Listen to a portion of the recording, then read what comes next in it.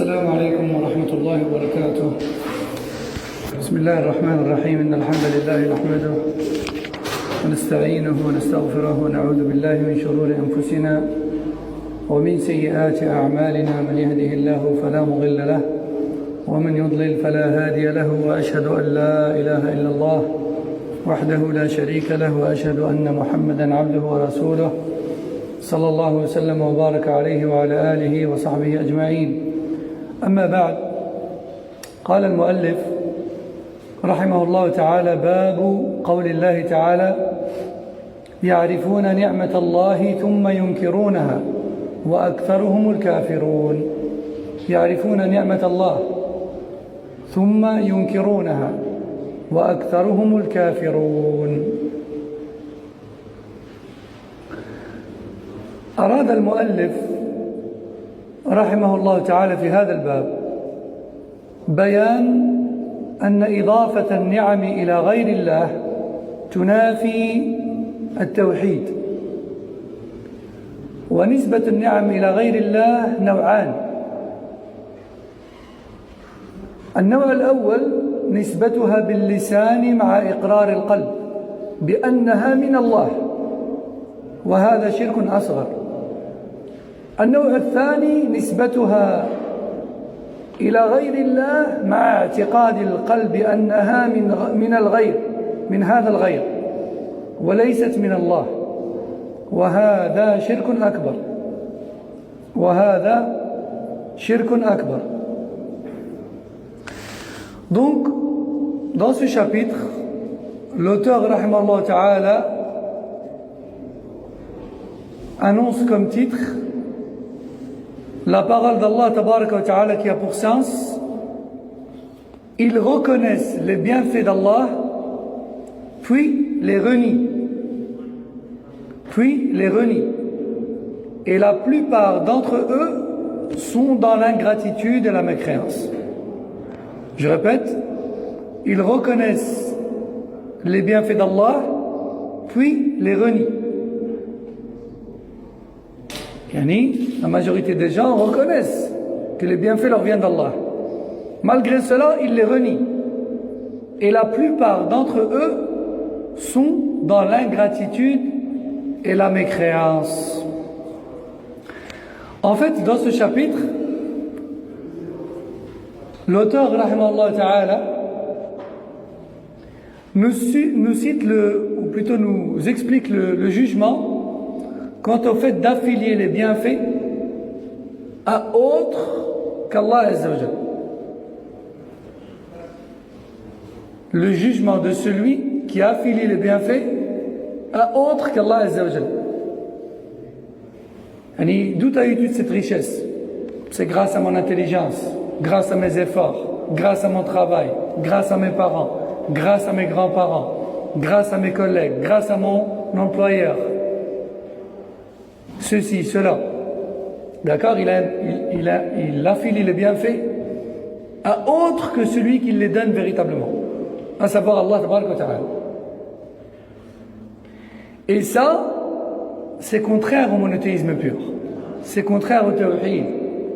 C'est contraire à l'unicité d'Allah tabaraka wa ta'ala. Et comme on va le voir, ce genre de parole peut s'avérer être très dangereuse. Ce genre de parole est très dangereux. Et parfois on tombe dans le shirk inconsciemment par ce genre de parole, comme on va le voir. À présent, il faut savoir que l'affiliation des bienfaits à autre qu'Allah, elle est de deux types. L'affiliation des bienfaits à autre qu'Allah est de deux types. Tout d'abord, on a l'affiliation du bienfait à autre qu'Allah, tout en ayant la conviction dans son cœur que le bienfait, lui, vient d'Allah Azza wa Jal. Et ça, c'est du polythéisme mineur.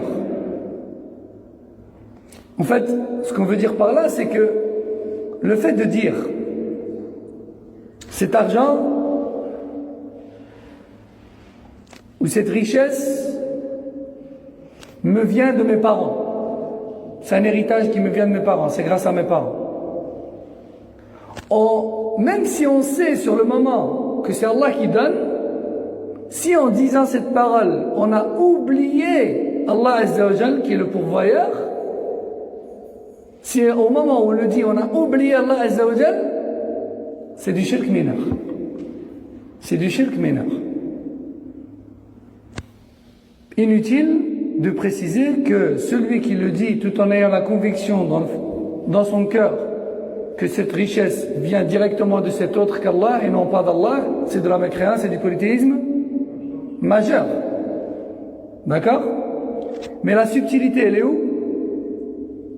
La subtilité est ce qui se produit fréquemment, même chez les musulmans, c'est quoi? C'est le polythéisme mineur.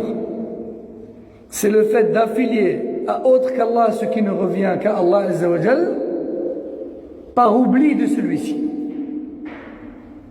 De dire, cet argent-là, je l'ai eu grâce à mes parents, grâce à mon employeur. C'est un héritage, je l'ai eu grâce à mes ancêtres. Hein? Grâce à mon intelligence, grâce à mon travail, grâce à mes efforts. Tout ça, si on le dit, à un moment où on oublie Allah Azza wa Jal, c'est du polythéisme mineur. Certes mineur, oui, mais c'est du polythéisme quand même, ça. Sachant que salaf, beaucoup de salaf, disaient que la parole d'Allah Azza wa Jal, Inna Allah la yaghfiru an yushraka bih. Allah ne pardonne pas qu'on lui associe. Ils disent, beaucoup de salaf disent que dans ce verset, Allah vise tout type de polythéisme, mineur ou majeur, ou caché. Tous les types de polythéisme. Parce que le verset est général. An yushraka bih. Allah ne pardonne pas qu'on lui associe quoi que ce soit. Toute forme de polythéisme. Ça fait peur quand même. Ça veut dire que celui qui meurt sur une forme de polythéisme, qu'il soit majeur ou mineur, il risque de ne pas se faire pardonner s'il ne s'est pas repenti avant la mort. Ça, c'est un avis parmi les avis des salafs. Donc, premier type d'affiliation de bienfaits autres qu'Allah, le fait d'avoir la conviction dans son cœur que tout vient d'Allah, mais d'oublier sur le moment T, sur l'instant T, Allah. Et de dire ça, je l'ai eu grâce à cet autre qu'Allah. Même si dans le fond on sait que tout vient d'Allah, mais le fait qu'on ait oublié sur le moment que ça vient d'Allah, on a commis quoi? Hein? Du polythéisme mineur, du shirk asghar. Garde ta question pour la fin, peut-être que je vais y répondre. Taïb. Deuxième type d'affiliation des bienfaits autres qu'Allah, c'est quoi? C'est le fait d'affilier le bienfait à autre qu'Allah en ayant pour conviction dans son cœur que ce bienfait vient à l'origine de cet autre qu'Allah. Il vient de cet autre qu'Allah, de la base. Ça, à votre avis, c'est quoi? C'est du polythéisme majeur. Ça fait sortir de l'islam. Ça fait sortir de l'islam. قال الشيخ ابن عثيمين رحمه الله ثم ينكرونها قوله ثم ينكرونها أي ينكرون إضافتها إلى الله لكونهم يضيفونها إلى السبب متناسين المسبب الذي هو الله. Cheikh Al-Uthaymin rahimahullah dit, quant à la parole d'Allah Azza wa Jal, qui a pour sens, ils reconnaissent le bienfait d'Allah puis les renient, ils reconnaissent les bienfaits d'Allah puis les renient, et la plupart d'entre eux sont dans l'ingratitude de la mécréance. Lorsqu'il dit puis il les renie, non pas qu'il renie avoir reçu des bienfaits, personne ne peut renier jouir des bienfaits dans sa vie. Tout le monde en a, tout le monde jouit des bienfaits. Personne ne peut nier la présence des bienfaits dans sa vie, ça. Donc dans ce verset de dit Cheikh Al-Uthaymin, quand Allah Azza wa Jalla dit puis il renie les bienfaits, c'est pas qu'il les renie dans le sens il renie leur existence. Non, il renie les bienfaits en les affiliant à autre que celui qui les donne réellement, à savoir Allah Azza wa Jal. Il les affilie aux causes tout en oubliant Allah. Tout en oubliant Allah Azza wa Jal. C'est comme ceux qui disent on a eu de la pluie grâce à ces nuages. On a eu de la pluie grâce à telle étoile. On a eu de la pluie grâce aux grandes chaleurs qui ont évaporé l'eau de la mer, et puis qui se sont de nouveau condensées et qui nous ont donné de la pluie. Ce genre de choses. Hein? Où on a été sauvé du naufrage grâce au capitaine du bateau qui était très fort. Où on a été sauvé du crash et de la mort grâce au pilote d'avion qui était très fort. D'accord? Tout ça, c'est une affiliation de bienfaits ou de choses à autre que son véritable octroyeur, qui est Allah tabarak wa ta'ala.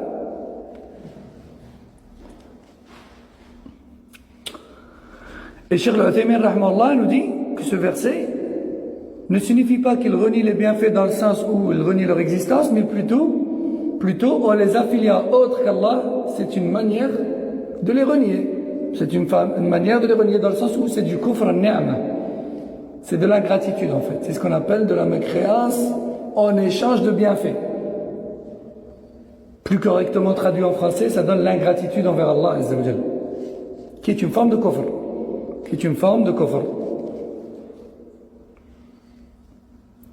Maintenant ta question. Alors, j'ai deux questions en une en fait. Comment se répand-il la politisme majeur et comment se répand-il la politisme mineur? On se reprend des deux en regrettant le péché,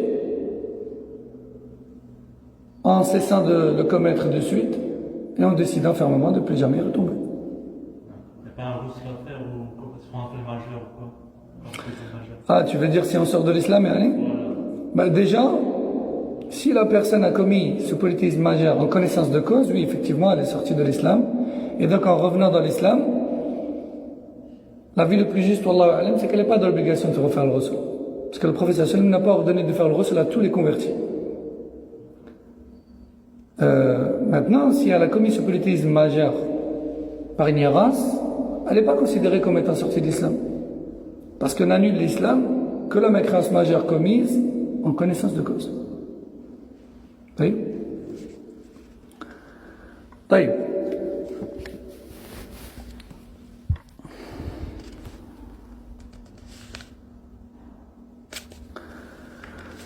وقد أتى المؤلف رحمه الله في هذا الباب بدليلين اثنين. Bon, avant de rentrer dans les dalils, j'aimerais vérifier que tout le monde a compris le sujet du chapitre. Parce qu'après, ça va être que du détail, en fait. Donc, non, une question? Allez, comme ça. Par rapport à ce fait de renier, par exemple, si une fois il nous arrive d'un pilier de la foi, il y a ce qui dit que toute chose vient de Dieu, les bonnes choses, et du coup, si une fois la personne, parfois ça nous arrive des mauvaises choses. Et du coup, si une fois on renie ça, et du coup, ça fait faire après la passion de ce truc ou polythéisme magique. Alors, corrige-moi si je me trompe. Est-ce que tu veux dire que le fait de dire que les bonnes choses viennent d'Allah et les mauvaises ne viennent pas d'Allah, est-ce que c'est une manière d'affilier les choses à autre qu'Allah? C'est ça que tu veux dire? De renier ce passage qui dit que les bonnes choses et les mauvaises choses dans sa fait, je crois que ça fait parmi des piliers de la foi. Al-Qadr, l'imam bil-Qadr, le destin, la foi au destin, qu'il soit agréable ou non. Les bonnes et les mauvaises choses dans la dunya, toutes ont été créées par Allah Azza wa Jal. En fait, elles sont bonnes ou mauvaises à nos yeux, à nous, parce qu'elles sont agréables ou désagréables. Mais auprès d'Allah Azza wa Jal, tout ce qui existe n'est que bon. Car même ce qui nous est désagréable, ou ce qui est mauvais à nos yeux, il a été créé par Allah Azza wa Jal pour une bonne cause, pour une sagesse que lui connaît. Et que nous, on ne connaît pas forcément. Donc, déjà, il faut se mettre d'accord là-dessus. C'est que tout ce qui existe, qu'il nous soit agréable ou non, c'est un bien. D'accord? Maintenant, il se pourrait que quelqu'un nous pose la question, ouais, mais est-ce que vous êtes en train de dire que les mauvaises choses, c'est Allah qui les a voulues? C'est Allah qui les a créées? Ça vient d'Allah? Oui, ça vient d'Allah. Mais ça vient d'Allah, Azza wa Jal, sur le plan universel et non pas religieux. Allah Azza wa Jal, il a deux types de volonté. Il a une volonté avec laquelle il crée tout ce qui existe, qu'il soit bon ou mauvais. S'il est bon, bah khlas, alhamdulillah, on n'a pas de divergence là-dessus. S'il est mauvais, ben, c'est pour nous mettre à l'épreuve.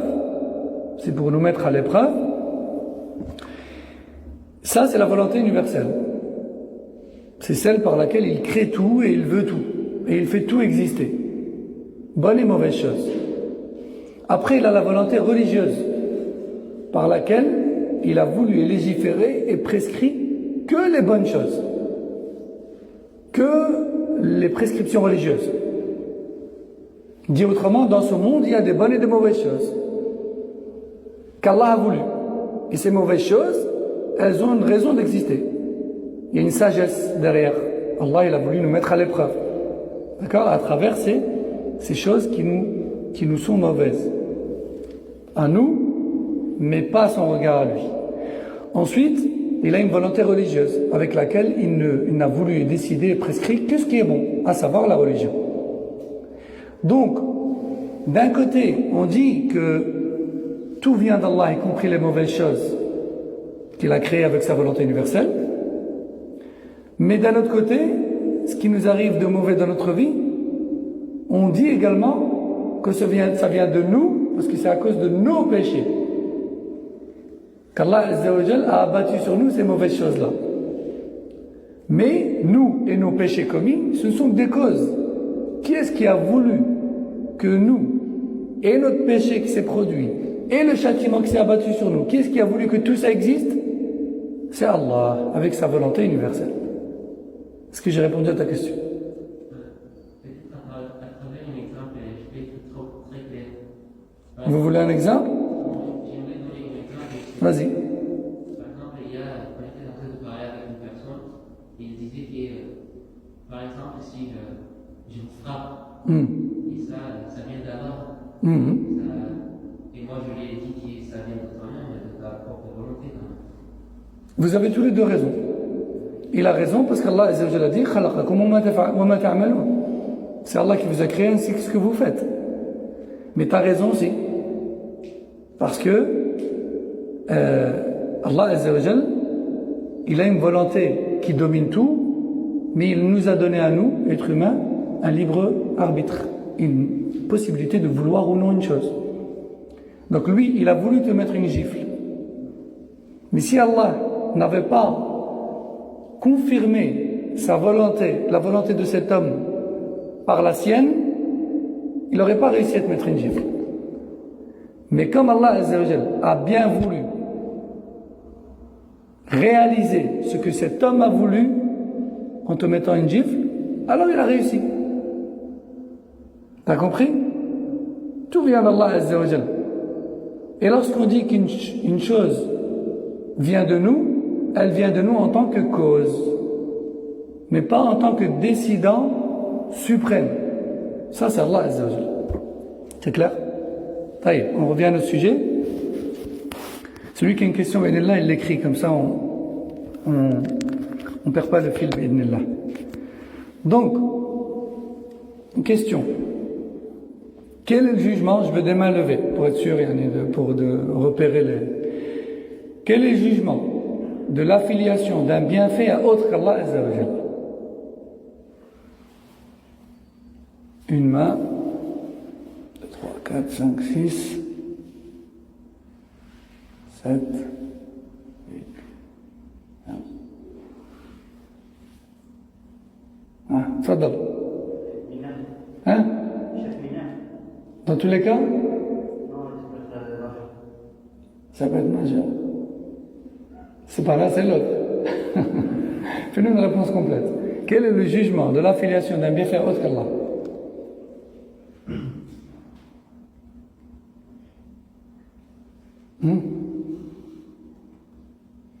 Essaye de formuler. Essaye, je t'aide. Et si maintenant quelqu'un il vient et te dit moi l'argent que j'ai sur mon compte c'est grâce à mon employeur, est-ce que tu considères qu'il a commis du shirk majeur, elle est sortie de l'islam théoriquement bien sûr, ou est-ce que tu considères qu'il a commis du shirk mineur? Si quand je considère qu'il demande ça pour son employeur, c'est du majeur. Aïe. Si c'est de son employeur et là au même niveau, c'est du mineur. C'est quoi la deuxième? S'il pense que ça vient de son employeur et c'est de là au même niveau, c'est du mineur. Ça aussi c'est du majeur. Ça aussi c'est du majeur. T'as bien commencé ta réponse. Qui peut donner la deuxième moitié, Mohamed? S'il oublie, veut dire que. S'il considère que ça vient de... Si on le dit, il oublie de préciser que ça vient d'Allah, c'est un coffre mineur. Regarde, lui, t'es bien parti, mais il faut que la formulation coïncide avec la sienne, en fait.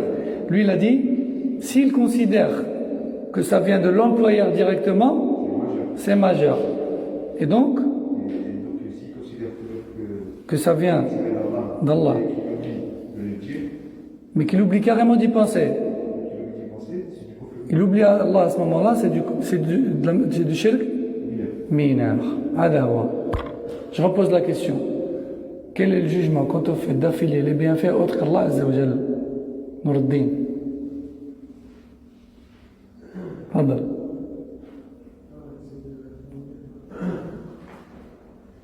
Avec tes mots, معليش. Tant que le sens est bon. Quand il y a quelque chose qui nous arrive, et que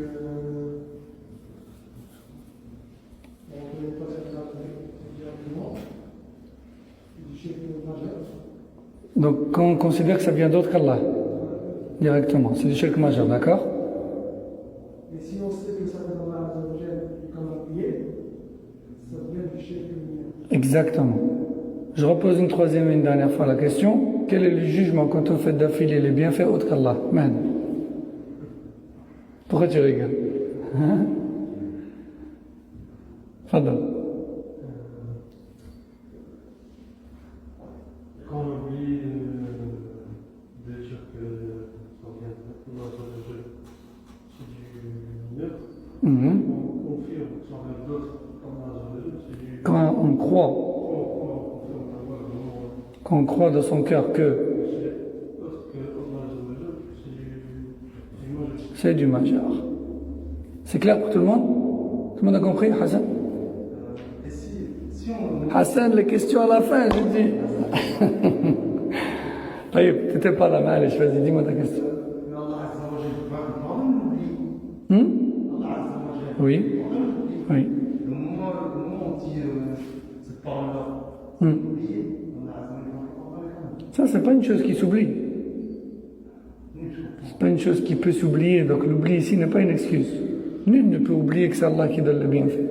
Normalement, le musulman, quand il dit qu'une chose s'est produite ou quelqu'un a fait quelque chose, même s'il ne le prononce pas dans sa tête, c'est prononcé en silence. Bi'idnillah. Toujours de dire c'est Allah qui l'a voulu. Tel a fait ça. Bi'idnillah. Toujours dans sa tête, le musulman. Il m'a donné ça. Bi'idnillah. T'as vu, mashallah, il l'a soigné, il l'a guéri. Bi'idnillah. Toujours dans sa tête, bi'idnillah. Le monothéiste, toujours il a dans sa tête, bi'idnillah. C'est par la permission d'Allah que telle ou telle chose s'est produite. Ça, c'est pas une chose qu'on peut oublier. Le musulman ne doit pas oublier que c'est Allah qui fait les choses. C'est le rububiyyah. Même le mushrikin, il l'avait, de base. Si tu le dis, c'est très bien. Mais si tu le dis, mais en islam, il n'était pas obligatoire de le dire. Mais, par contre, tu es blâmé si tu l'oublies, que les choses viennent d'Allah. Ah. C'est pour ça que c'est du shirk mineur. Un exemple, à un employeur, on lui dit, on l'appelle, tout ça, et en fait, on a trouvé un travail. D'accord? Et on lui dit, c'est grâce à vous, si j'ai trouvé le travail, tout ça. On va y venir. Je vais répondre à cette question, Inch'Allah. طيب أتى المؤلف رحمه الله في هذا الباب بدليلين اثنين. الدليل الأول عبارة عن مجموعة من أقوال السلف. قال مجاهد ما معناه؟ هو قول الرجل هذا مالي ورثته عن آبائي. وقال عون بن عبد الله يقولون لولا فلان لم يكن كذا. وقال ابن قتيبة يقولون هذا بشفاعة آلهتنا. هذا كله الدليل الأول تفسير لهذه الآية. وقال أبو العباس هذا الدليل الثاني هو كلام شيخ الإسلام ابن تيمية رحمه الله، وإن كان العلماء يقولون أن أقوال العلماء لا يستدل بها وإنما يستدل لها، فهي ليست دليلا وإنما يستأنس بقول العالم. قول العالم ليس دليلا، قول العالم يستأنس به. طيب، قال أبو العباس بعد حديث زيد بن خالد الذي فيه إن الله تعالى قال أصبح من عبادي مؤمن بي وكافر الحديث، وقد تقدم وهذا كثير في الكتاب والسنة يذم سبحانه وتعالى من يضيف إنعامه إلى غيره ويشرك به. قال بعض السلف هو كقولهم كانت الريح طيبة والملاح حاذقا ونحو ذلك مما هو جار على ألسنة كثير. Donc, dans ce chapitre, l'auteur rahmallah a cité deux dalils. Le premier dalil, en fait, c'est un ensemble de paroles des salafs. Tout ça, on va considérer comme étant un seul dalil. Parce que c'est ce qu'on appelle un tafsir bi'aqwal mukhtalifa ikhtilaf tanawwu'. En fait, ces trois paroles de salaf, elles ont pour but d'être le tafsir du verset qui est le titre, et bien qu'ils ont l'air d'apparence d'être des avis différents, en fait c'est juste une variété d'avis au sens commun sur le verset. D'accord? Donc ça c'est le premier délil. Le premier délil, c'est ces trois paroles-là. Mujahid, qui fait partie des tabi'in. Mujahid, il est la référence du tafsir parmi les tabi'in.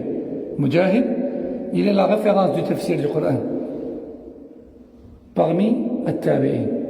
Parmi les sahaba, c'est qui la référence numéro 1 de tafsir? Ibn Abbas. Parmi les tabi'in, c'est qui la référence numéro 1? Mujahid. Mujahid, il rapporte d'Ibn Abbas.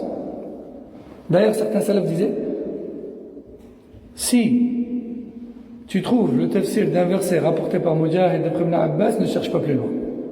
Certains salafs disaient ça. Cependant, comme dit Cheikh Al-Uthaymeen rahimahullah, Mujahid n'est pas exempté de l'erreur. Il n'est pas infaillible. Il se peut qu'il y ait des erreurs, mais dans la majorité des cas, c'est bon, quoi. Taïb, Mujahid dit, ce verset, je répète le verset, ils reconnaissent les bienfaits d'Allah puis les renient, et la plupart d'entre eux sont dans l'ingratitude et la mécréance. Mujahid dit, ce verset concerne la personne qui dit, mon argent, c'est un héritage que j'ai eu grâce à mes ancêtres.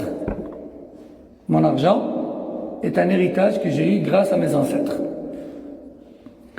Et Aoun ibn Abdullah, qui fait partie des salafs aussi, lui a dit, ce verset vise les personnes qui disent, cette chose, c'est grâce à tel. Formulé autrement, si c'était pas tel, il n'y aurait pas eu telle et telle chose. D'accord? Ibn Qutayba, qui fait partie de salaf aussi, a dit, ce verset vise les polythéistes qui disaient, nous avons obtenu telle ou telle chose grâce aux divinités qu'on a invoquées entre nous et Allah. Bon, vous remarquez bien quand même qu'il y a une grande différence entre les deux premiers avis et le troisième. Les deux premières paroles, elles rentrent dans la première catégorie des deux affiliations, à savoir, les deux premières paroles, elles peuvent être polythéisme mineur, comme elles peuvent être polythéisme majeur. Ça dépend de l'intention de la personne qui les dit. Ça, là, cet argent est un héritage que j'ai eu grâce à mes ancêtres. Et la deuxième parole, cette chose qui s'est produite, c'est grâce à tel. Ça dépend ce qu'il a voulu dire. Ça dépend de sa conviction dans le cœur. D'accord? Donc là, ça peut être mineur, ça peut être majeur. Ça dépend. Par contre, La troisième parole qui est celle d'Ibn Qutayba, qui dit ces bienfaits-là, on les a obtenus grâce à l'intermédiaire fait par nos divinités entre nous et Allah. Ça, à votre avis, est-ce que ça rentre dans cette catégorisation-là? Ça peut être mineur ou majeur? Non, ça c'est toujours quoi? C'est toujours majeur, parce qu'à invoquer un intermédiaire entre nous et Allah, c'est du shirk akbar. Donc ça peut pas être mineur ou majeur. Ça peut pas être mineur ou majeur. C'est juste qu'Ibn Qutayba, lui, il a expliqué le verset en ne mettant l'accent que sur le côté majeur, afin d'effrayer les gens et de les écarter de cette manière de parler qui est d'affilier les bienfaits à autre qu'Allah. Et il arrivait souvent à ce que les salafs utilisent des versets et des hadiths qui font peur du shirk, même si en réalité ces versets et ces hadiths parlent du shirk majeur, eux ils les utilisaient même dans un contexte de mineur. Pourquoi? Pour faire peur aux gens. Pour faire peur aux gens. Taïb. Donc tout ça, on considère que c'est un seul dalil. Ensuite, le deuxième dalil, qu'il est plus correct de dire le deuxième texte, parce que c'est une parole d'Ibn Taymiyyah, rahimahullah, bien que c'est un très grand savant, qui est une référence parmi les références islamiques, et son niveau de science est tellement élevé, et ses semblables sont tellement rares dans la communauté à travers l'histoire et jusqu'à aujourd'hui d'ailleurs, que beaucoup de savants considèrent ces paroles comme étant des références. Parce que c'est un homme qui a maîtrisé les sciences, dans tous les domaines, au point où chaque parole qu'il écrit ou qu'il prononce dans un sujet de science religieuse est le fruit d'une analyse complète de tous les textes existants rapportés là-dessus. C'est un savant avec très peu de semblables. C'est un savant qui a très peu de semblables. C'est un savant quand même du 7e ou 8e siècle égyrien. À cette époque-là, un savant de ce niveau-là, c'était quasiment introuvable. Et après lui, encore pire.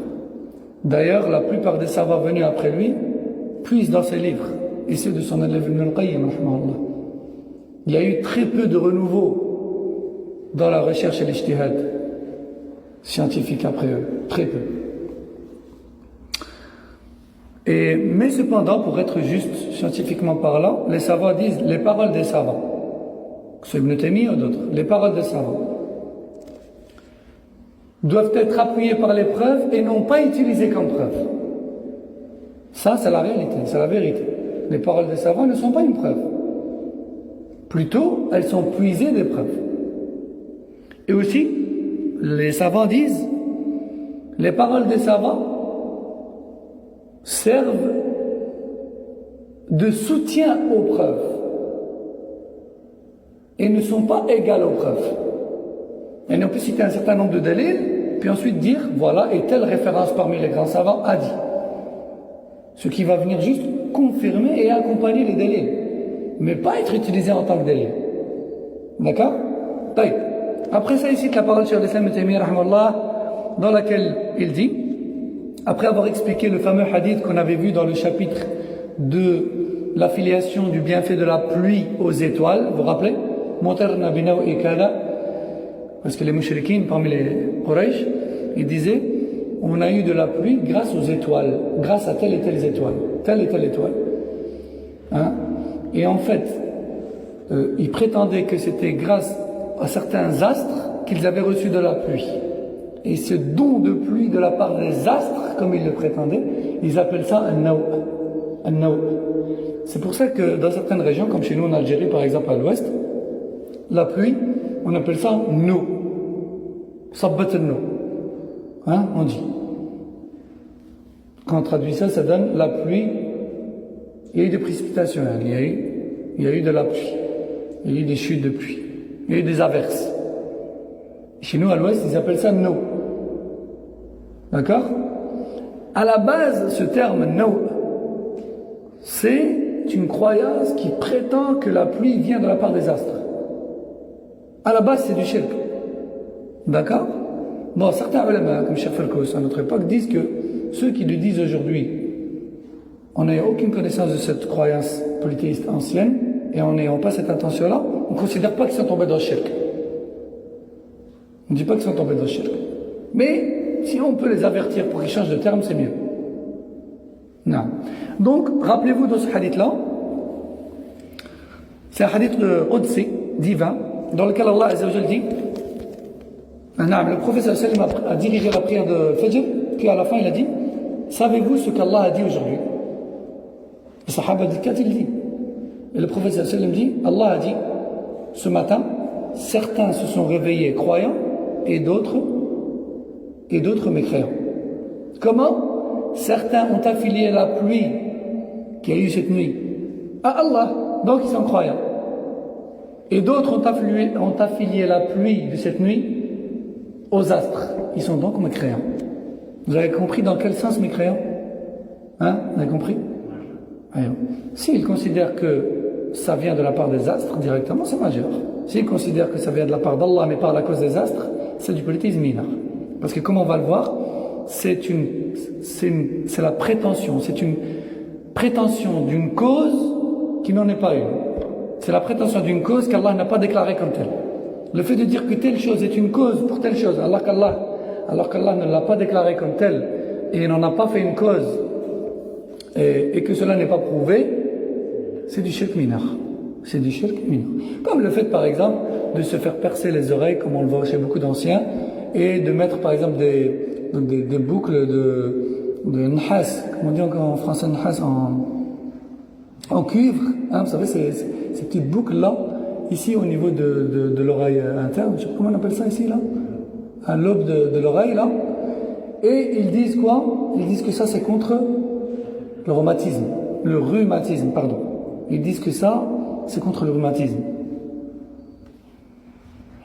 Quel lien entre cette boucle d'oreille et le rhumatisme? Aucun lien. Ni prouvé par les textes religieux, ni par la médecine. Il n'y a aucun lien réel. Et là, ça ici, c'est carrément quoi? Ça, c'est du shirk. S'ils disent que c'est une cause par laquelle Allah guérit, hein, c'est du shirk mineur. Et c'est en quelque sorte prétendre une cause qu'Allah n'a pas décrétée comme telle. Le fait de dire que cette boucle, en elle-même, indépendamment de la volonté d'Allah, dissipe le rhumatisme, à votre avis c'est quoi? Polythéisme majeur. Taïb, de toute façon on y viendra, Inch'Allah. Donc, dans le hadith, Cheikh al-Islam ibn Taymiyyah nous rappelle ce hadith, dans lequel Allah Azza wa Jalla dit, certains se sont réveillés croyants, d'autres mécréants, par rapport à l'affiliation de la pluie à Allah ou aux astres. Puis il dit, toujours Cheikh al-Islam ibn Taymiyyah, il dit, nous trouvons énormément de passages dans le Coran ou le Sunnah dans lesquels Allah et son messager blâment ceux qui associent à Allah en affiliant les bienfaits autres que lui. Et certains salafs donnaient comme exemple ceux qui sauvaient du naufrage en mer disent, donc comme vous savez à l'époque les bateaux il n'y avait pas de moteur, hein, c'était des voiles, d'accord, et il fallait maîtriser le sens du vent et comment diriger les voiles en fait, d'accord, pour pas prendre des vents trop violents, pour pas déchirer les voiles, pour se diriger correctement, pour pas se retourner, etc. Donc c'est là que résidait tout le savoir-faire de l'équipage d'un bateau. D'accord? C'était pas les moteurs et l'électronique, etc. à l'époque. Et certains salafs donnaient comme exemple, ils disaient, comme ceux qui, sauvés d'un naufrage, disent, ah, on a eu des bons vents durant ce voyage. Ils affilient le bienfait d'être arrivés sains et saufs sur la terre ferme, ils l'affilient à quoi?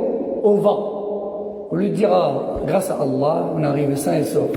Non, ils disent, grâce au bon vent, on a eu des bons vents. Ça, on est arrivé sains et saufs. On n'est pas mort en mer.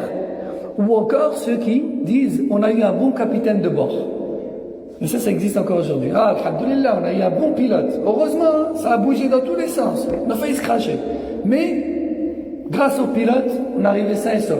On avait un bon pilote, on a même applaudi. Ça, c'est encore aujourd'hui. Ça, hein? Et on voit les gens, lorsque l'avion atterrit, au lieu de dire Alhamdulillah, Rabbil Alamin, hein? Ou bien au lieu de dire le dua de la sunna, Aïboun, Abidoun, Rabbina Hamidoun, on est revenu sain et sauf, et c'est à Allah et c'est à Allah que reviennent toutes les louanges. Non! Première chose qu'ils font, ils applaudissent, ils sifflent, et ils remercient le commandant de bord, le pilote à la fin. Et ça en fait partie. Hein. Donc certains salafs donnaient l'exemple de ceux qui affilient donc la sécurité du fin de voyage en mer au bon vent ou encore au bon capitaine de bord. Cheikh al-Islam Ibn Taymiyyah nous dit, et ceci est très fréquent chez les gens. Ceci est très fréquent chez les gens. Vous voyez, subhanallah, comment est-ce que le shirk mineur, il est beaucoup plus courant et fréquent qu'on ne le pense en fait. Naam. Beaucoup de gens disent, arrêtez de me parler de tawhid, shirk, c'est bon, on a compris, on est musulmans. Oui, tu es musulman, comment ça se fait que la première chose à laquelle tu as pensé, c'est le commandant, c'est le pilote, c'est le capitaine, c'est ceci, c'est cela, tu n'as pas pensé à Allah en premier. Sois honnête envers toi-même, Allah il connaît ton fort intérieur. Est-ce que tu as dit ça en pensant tout d'abord à Allah, puis tu as prononcé la cause? Ou est-ce que tu as pensé au début et à la fin qu'au capitaine, qu'au commandant de bord, qu'au pilote? C'est la triste vérité. Et chacun connaît son fort intérieur, et Yawm al-Qiyamah, Allah connaît le moindre détail de chacun d'entre nous, même s'il est caché au plus profond de nous. قال الشيخ النجمي رحمه الله تعالى وأقول إن هذا الباب مقصود لبيان حكم إسناد النعم إلى غير الله عز وجل وهذا نوع من الشرك إلا أن الغالب أن الذين يفعلون هذا أو يقولونه لا يقصدون به تحقيق نسبة النعم إلى غير الله عز وجل وإنما يجري على ألسنتهم من غير قصد لذلك فإن قصد أن تلك النعمة أو النعم مضافة إلى من أضافها إليه وأن ذلك الغير هو المتفضل بها دون الله فهذا شرك أكبر لكن إذا أضافها إليه بلسانه وهو معتقد بقلبه أن الله هو المنعم على العباد فهذا شرك أصغر لا يخرج من الإسلام إلا أنه يخدش التوحيد ويقدح فيه كما في حديث زيد بن خالد أصبح من عبادي مؤمن بي وكافر فأما من قال مطرنا بفضل الله ورحمته فذلك مؤمن بي كافر بالكوكب وأما من قال مطرنا بنوء كذا وكذا فذلك كافر بي مؤمن بالكوكب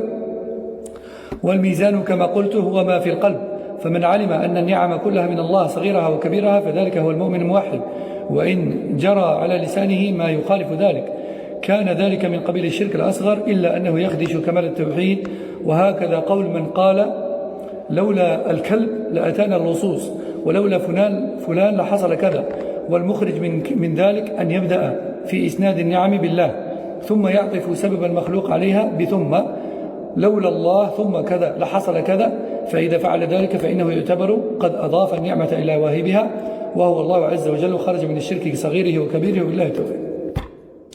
Tout ça, c'était le commentaire de Cheikh Najmi sur tout le chapitre. Et en résumé, c'est ce qu'on a dit depuis le début. En résumé, c'est quoi? C'est que le fait d'affilier verbalement les bienfaits autres qu'Allah, c'est dangereux. C'est dangereux. Si la personne les affilie à autre qu'Allah,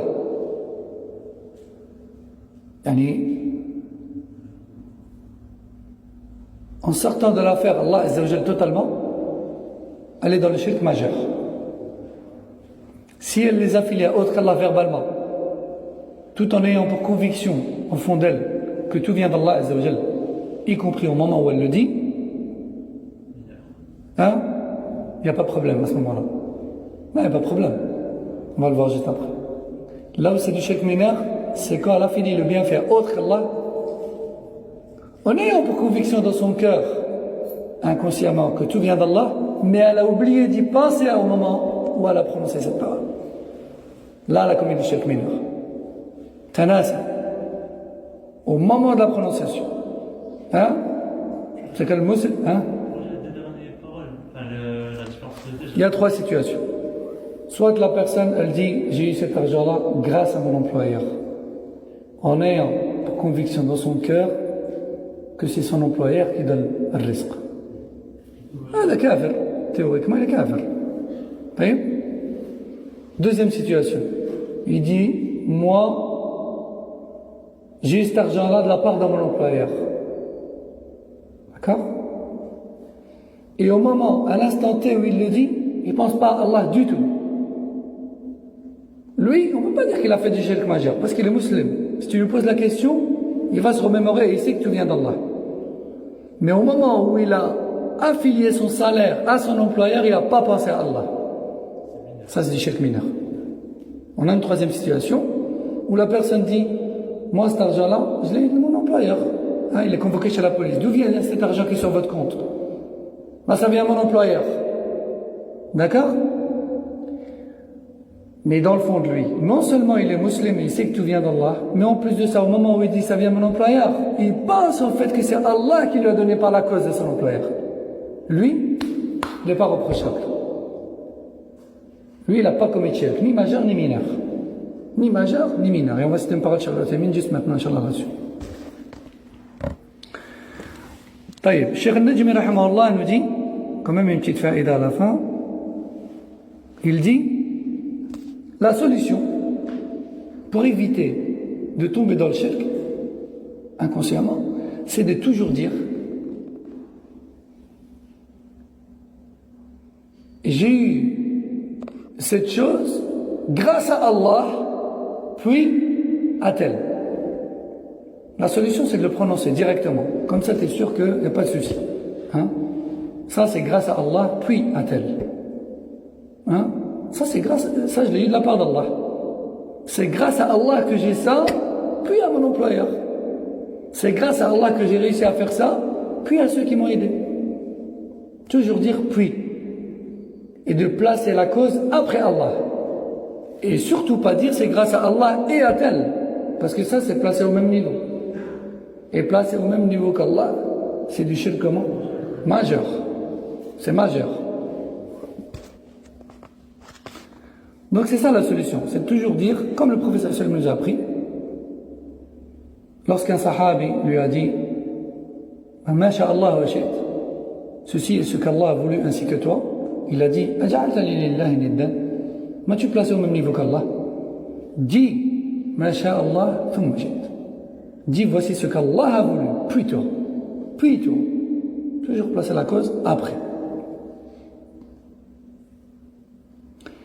Et dans certains hadiths, lawla Allah, thumma fulan. Si c'était pas Allah, si c'était pas grâce à Allah, puis à tel, j'aurais pas réussi à faire telle ou telle chose. Mais toujours placer la cause après Allah. Azza wa Jalla, que ce soit dans la parole ou dans l'écriture. Et la croyance avant tout, bien sûr, dans ton cœur. Que ce soit dans ta conviction, ou dans ce que tu prononces comme parole, ou dans ce que tu écris. D'ailleurs, souvent on voit par exemple des écritures de des cadres ou autres, on voit Allah et Mohammed juste à côté. Et ça, les ulama disent que ça, c'est pas bon. Faut pas écrire Mohammed à côté de Allah. Mohammed, c'est un serviteur d'Allah. Il doit être placé légèrement en dessous d'Allah, et pas au même niveau. Certains savants disent que ce serait permis dans le cas où, à côté d'Allah, on met Jalla Jalaluh, le très grand, sublime, et à côté de Mohammed, on met Abdullah wa Rasulah, serviteur d'Allah et son messager, afin de distinguer entre les deux. Mais, en général, ça c'est écrit en petit, et de loin on voit juste en grand Allah et Mohammed côte à côte. Le mieux, c'est de ne pas les mettre côte à côte, ni dans l'écriture, ni dans la parole, et encore moins dans son cœur. Encore moins. طيب. نختم بفائدة أو فائدتين. Donc on va clôturer juste avec une ou deux faïdas que j'ai trouvées dans ce chapitre. قال الشيخ ابن عثيمين رحمه الله من أضاف نعمة الخالق إلى غيره فقد أشرك في الربوبية بإضافة النعمة إلى السبب وليس إلى الله وهذا من جهة وأيضا فإنه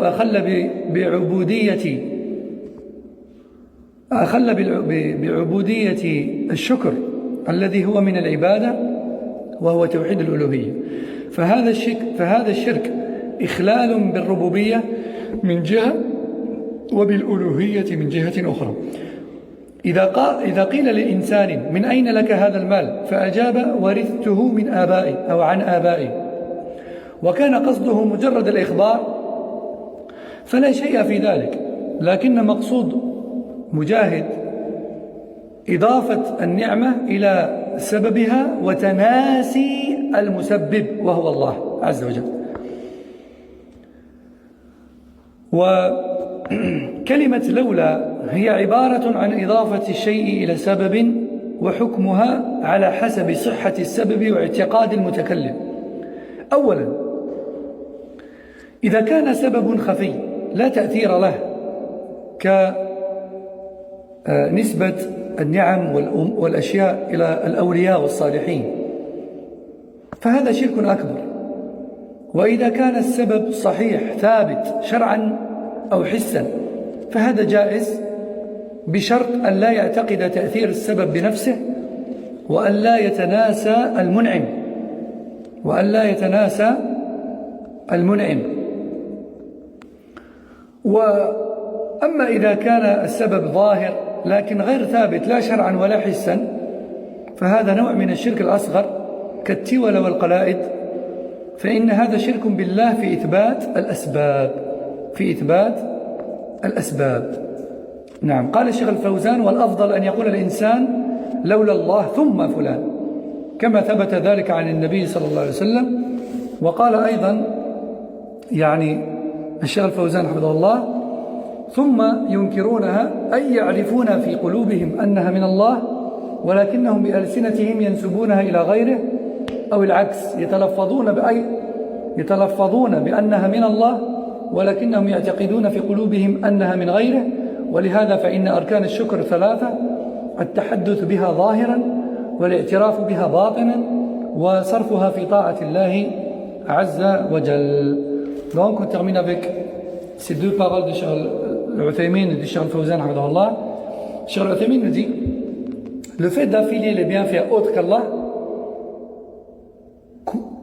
est une atteinte d'un côté à l'unicité d'Allah dans la Seigneurie, parce que la Seigneurie c'est quoi? C'est le fait que c'est Allah qui donne tout, c'est le fait de croire que tout vient d'Allah, c'est Allah qui fait tout, c'est Allah qui donne tout, c'est ça la Seigneurie. Et le fait d'affilier les choses autres qu'Allah, c'est une atteinte au tawhid de la Seigneurie. Si on croit que autre qu'Allah donne directement, c'est une annulation du monothéisme de la Seigneurie, c'est une annulation totale. D'accord? Et ça, même les mouchriquins de Quraysh ne le faisaient pas. Et si on croit que c'est Allah qui donne, mais par la cause de choses qu'Allah n'a pas désignées comme cause, ça c'est du shirk comment? Mineur. Ça c'est du shirk mineur. Donc, shirk mineur, ça c'est du shirk mineur, en lien avec la Seigneurie. Donc, Cheikh Al-Uthaymin nous dit: le fait d'affilier les bienfaits à autre qu'Allah est une atteinte à la Seigneurie d'un côté, parce que c'est Allah qui donne tout. C'est une diminution du tawhid de la Seigneurie chez la personne. Et c'est une atteinte à l'unicité de l'adoration d'un autre côté. Pourquoi? Parce que c'est une ingratitude. Quand Allah te donne des bienfaits, tu es censé le remercier. Et parmi les manières de le remercier, c'est d'affilier les bienfaits à lui. Alhamdulillah, shukrulillah, ça me vient d'Allah, je remercie Allah. Mais le fait de dire j'ai eu ça grâce à Flan, t'as raté une occasion de remercier Allah, t'as raté une occasion d'être reconnaissant vers Allah. Donc, t'as diminué l'unicité de l'adoration en toi.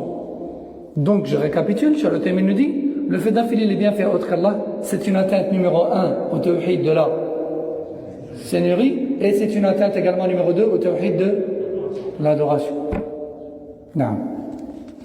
Cheikh Al-Uthaymin rahimahullah nous dit aussi le fait de dire c'est grâce à, il dit en fait c'est pas interdit dans tous les cas. En fait, il y a 3 cas de figure. Si la personne dit c'est grâce à tel qui est autre qu'Allah, c'est grâce à tel, et que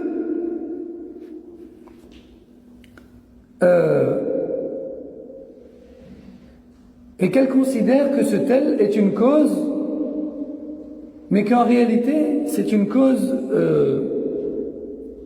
imaginée. Elle n'a aucune réalité et aucun lien avec la chose.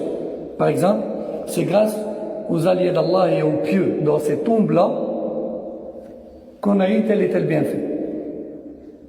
Non seulement les textes du Coran ou Sunna ne prouvent pas que les tombes des pieux et des vertueux sont une cause, mais en plus de ça, il n'y a aucun lien physique et visible et réel entre les tombes et les choses qui se passent. Ça, c'est du shirk comment? Majeur. D'accord? Deuxième cas de figure. Si la personne dit, c'est grâce à tel, en ayant pour conviction que ça vient d'Allah, c'est permis, à deux conditions. C'est permis à condition que la personne sache au moment où elle le dit et elle se rappelle au moment où elle le dit que tout vient d'Allah, comme on a dit, et à condition qu'elle sache que tout vient d'Allah et à condition qu'elle s'en rappelle au moment où elle dit ça. À condition qu'elle a pour aqidah que tout vient d'Allah et qu'elle s'en rappelle au moment où elle le dit, qu'elle n'oublie pas. Parce que si tu sais que tout vient d'Allah, mais au moment où tu dis c'est grâce à tel, tu oublies que tout vient d'Allah sur l'instant T, tu as fait shirk mineur. C'est pour ça que la sécurité, c'est quoi? C'est de dire, c'est grâce à Allah, puis à tel. Ça, c'est une sécurité. C'est mieux. Donc, c'est permis de dire, c'est grâce à tel que j'ai réussi telle chose. Mais il faut que tu sois sûr qu'au moment où tu le dis, tu n'oublies pas que tout vient d'Allah. Au moment où tu le prononces. Si tu oublies au moment où tu le prononces, c'est comme une shirk mineur. Donc, vaut mieux prendre sa sécurité et dire, c'est grâce à Allah, puis à tel. Mais il ne faut pas dire de n'importe qui dit que c'est grâce à tel qu'elle a fait du shirk. Peut-être pas. Tu n'es pas dans son cœur. Tu ne sais pas qu'est-ce qu'il a pensé au moment où il l'a dit. Maintenant, on a un troisième cas de figure. Qui est le fait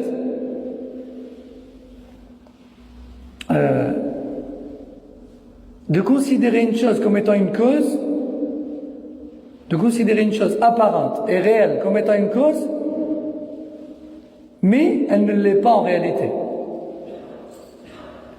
Ni le Coran ou le Sunna ne le cite, ni il est prouvé dans la réalité. Là, c'est du shirk mineur. Là, c'est du shirk mineur parce que c'est la prétention d'une